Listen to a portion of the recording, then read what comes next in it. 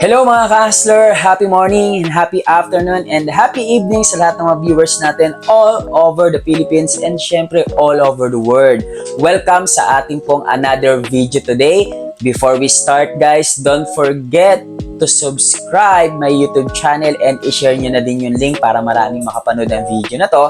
Kasi ang goal po natin, marami po tayong maabot na mga Pilipino through this video ay lumakas yung loob nila, tumapang sa buhay at i-goal na magtagumpay sa buhay. And ito naman mga video na ginagawa natin ay makakatulong talaga sa kapwa natin Pilipino. So right now, our topic is control your day, don't allow the day control you. So ibig sabihin mga ka-hustler, ikaw ang magkokontrol ng araw mo, ikaw yung magde-decide kung ano yung magiging feelings mo, ikaw yung magde-decide kung ano yung magiging decision mo sa umaga na yan, sa araw na yan. And syempre, huwag kang papayag na yung araw, yung situation sa araw na yan, yung magpo-control sa'yo. And kalimitan po, yun po yung nangyayari. Bakit? Kasi pag gising mo pa lang sa umaga, nood ka na agad binubuksan mo na agad yung social media account mo, yung Facebook mo, and then meron kang napanood na video doon na negative, di ba? May balita doon, tapos hindi mo na malayan, napanood mo siya ng 2 hours na pala. Tapos, since negative yung pinanood mo, yun na yung nag-drive sa utak mo, sa mind mo, habang pagbangon mo, yun na yung iniisip mo, and hindi mo na malayan, na-control ka na nun. And doon na naka-base yung feeling mo. And then, for example, sabihin nga natin, may mga balita na negative sa social media na sabihin na natin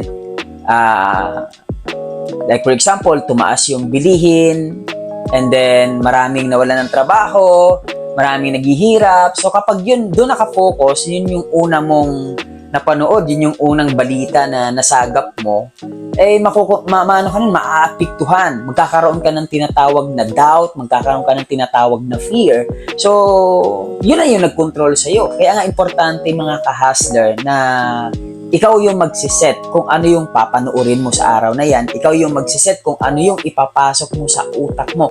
Kaya napaka-importante mga ka-hustler. Paggising mo pa lang sa umagang-umaga, paggising mo sa umaga, dapat alam mo na kung ano yung papakinggan mo, alam mo na kung ano yung papanoorin mo, alam mo na kung ano yung gagawin mo. So, kailangan naka-manage na yan. Dapat meron kang tinatawag na time management. Paggising, for example, gumising ka ng alas 6 ng umaga. So, ano yung gagawin mo?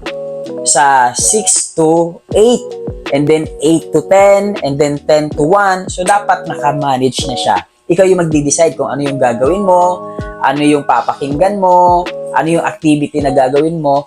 So, wag mong hahayaan na yung situation ng araw na yan ang magde-decide sa'yo. Kasi, araw-araw, hindi naman natin hawak. Tama? Kung magiging positive ba ang bato sa'yo ng umaga or magiging negative. So, ikaw na yung ngayon mag-decide.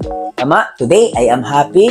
Today, I am okay. Today, I am strong. Today, I am grateful. Today, mag-exercise ako. Ngayon, makikinig ako ng mga motivational. Sa oras na to, ang papakinggan ko, manunood ako ng mga success story. So, ikaw yung magde-decide. Kaya kalimitan po sa mga tao na negative ang buong umaga nila, buong maghapon, kasi nga, hinayaan nila na yung araw ang mag-control sa kanila. So, ikaw yung mag-control. Ikaw yung mag-decide kung ano yung magiging feeling mo today. Ikaw yung mag-decide kung ano yung magiging action mo today.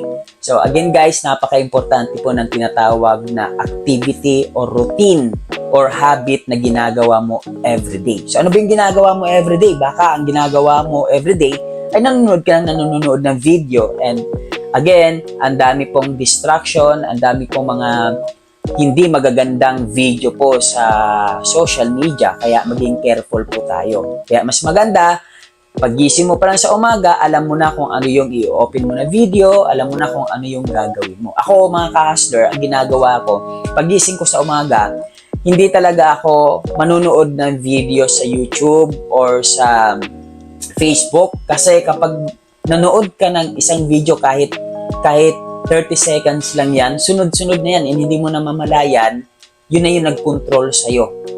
nakapag-consume ka na ng 3 hours and then wala na, nasira na yung schedule mo, nasira na yung araw mo. Kaya ako, ang goal ko, pagising ko, bababa muna ako, hihilamos, magtututbrush, tapos wala, hindi ko i-open yung messenger ko, hindi ko i-open yung Facebook ko o YouTube ko, and then aakyat ako, pupunta ako sa kwarto ko, and then kukuha na ako ng 1 glass of water kasi nagwa-water therapy ako. Tapos, pupunta ako sa YouTube, meron akong ipi-play doon ng music. Yan, music siya na relaxing. Tapos, start na ako ng meditation, affirmation, prayer. So, yun yung pinakaunang gagawin ko.